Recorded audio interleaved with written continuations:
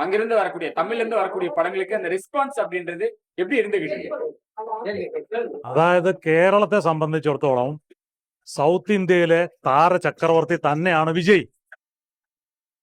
വിജയിന്റെ ഒരു പടം എന്ന് പറയുന്നുണ്ടെങ്കിൽ വിജയ് പടത്തിന് വരുന്ന ആ ക്രൗഡ് പുള്ളിങ് വേറെ ഒരു പടത്തിനും നമുക്ക് പാലക്കാട് ഇവിടെ അനുഭവപ്പെട്ടിട്ടില്ല.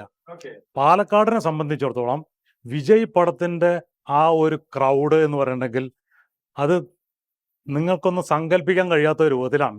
അത് ഞങ്ങളെ അനുഭവസ്ഥരാണ്.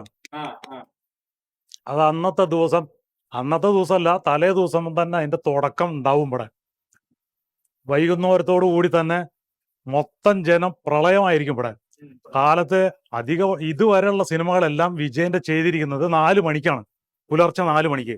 പക്ഷെ ഈ പടമാണ് ഇപ്പൊ 6 മണിക്ക് അതിന്റെ ലൈസൻസ് ആവുള്ളൂ എന്നാണ് പറയുന്നത്. ആയിക്കോട്ടെ, ആ രാവിലെ 6 മണി തൊട്ട് തന്നെ ആ ജനപ്രവാഹം നമുക്ക് കാണാം.